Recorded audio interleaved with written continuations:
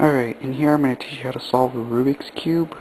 Here we have a Rubik's Cube that's already solved. I'm just going to mix it up for you. And basic notation is you have your right, and your front, up, left, down, back. Okay, so basically up, it'd be a up clockwise. And if I say inverse, that'd be up or anti-up or inverse or counterclockwise or however you want to say it. So I'm going to mix this really quick. Well, cube's not very smooth right now. And I'm not memorizing this or anything, so don't worry. Okay, so the first step is to get your white cross. A lot of other places tell you to do your white cross or your green cross, but I prefer the white one because it's easier to find. So for this one we have our red, even though it's hard to distinguish from the orange, but for red, what you want to do is bring that to match it to there. So you have one side already. Now you have your orange there, and that needs to go there. So since it's upside down, you can do a simple move like that if it's already there, where it was before. So for this blue, it needs to go on the opposite side there. And so we could do it up to, use the bottom layer, and now it's there. So we bring it up. Okay, so now we look for our green, and it's there. And it matches up, so we do it there. So now we have our cross set up. Now we're going to do the corners, and what you want to basically do for this section is you want to find a corner in the bottom layer. You want to find where it goes. So for this one is green and red. So it's going to go between the green, red, and white, because it has white, green, and red. So for this one, you can basically do a right inverse, down, a right, and that brings it up.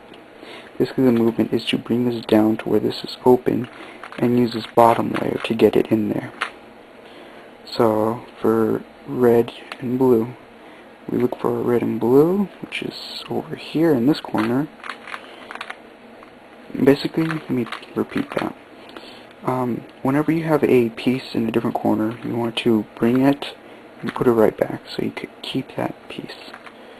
Now luckily I'm trying to keep the pieces together there because that is a middle edge that I will be doing later in the next steps. So for this, put that in there, and you notice there is already the piece in there for future reference. You'll find out about this later. And now for this piece we have blue, orange, all that. So do that. Now for this one we do basically the mirror image of that. Ignore that, that's yellow. So just basically be like that. I'll do that again. So you have it right. Okay, so it's basically reversed. But if we were to, let's see, how could I do this? Okay, so if we were to have it in the bottom, and you couldn't really do either of those two mirrored ones, you would do a right, bring it all the way around, up, and then continue. Okay, so now we have our whole first little short T sort of deal. And that's our first layer. Now we want to do a middle layer, so that edge, this edge is already done. So we need 3 edges to do. So we have this edge. So for this one, we need to bring it into there between we have green and orange, orange, green. So we want to bring it into, basically turn it into there.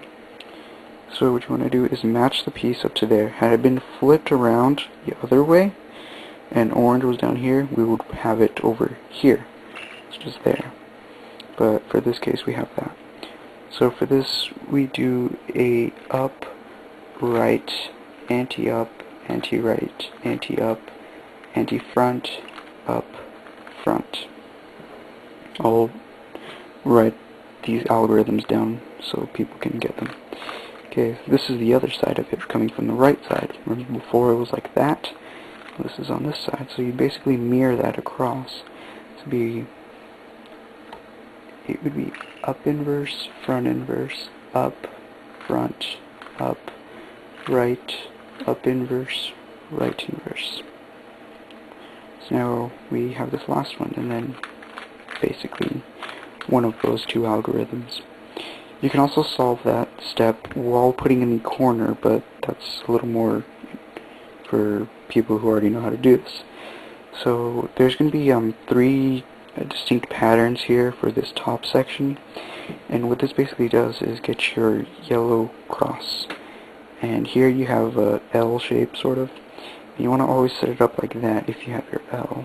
So you do it right, that, sorry, I actually said right, I meant front. I'll go through that again. This is the same algorithm, by the way. It goes through a sort of cycle, sort of. So for this you do a front, right, up, right inverse, up inverse, front inverse. I'm sorry, I didn't get that on camera. So be a front, right, up, right inverse, up inverse, front inverse. Now you have your cross. Now what you want to do is get your edges in the correct place. See how it's green and red, and these two basically need to be switched, but these two are in the correct places. So you're going to do a up, just to set it up, because the pattern of this one, it moves in a triangular form in a counterclockwise motion. So this piece would move to there, this piece would move to there, this piece to there. So for that, you do a right, up, right inverse, up, right, up, right inverse. And that brings them to normal. So you have that, and that. This step takes a little practice using, but you could get it. Now for this one, you need to orient or permutate the corners. So judging by the cube, I also have orange, green, and I have this corner's in the correct place because green, orange, yellow. So we need this piece to go to there, this piece to there, and this piece, which is green and orange, green and red, to there. So what we would do is do the algorithm up, right, anti-up, anti-left, up, right inverse, up inverse, left. Now you may notice that they didn't go because that pattern, it went the opposite direction. So you need to do that algorithm twice. Or you can do it backwards, but I'll let you figure it out. So for this one we have a odd number of corners that need to be placed.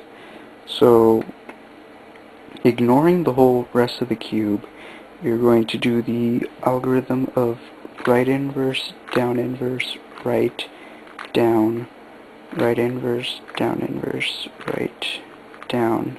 And remember to do that last down, because that will be crucial. Don't worry about the bottom, because it's mixed up. Just do not turn the cube like this and work on it. Remember to turn it up and bring it into the corner that you were previously working on. So you continue that pattern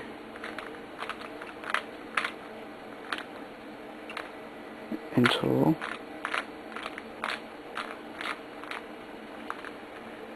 it's done. Okay.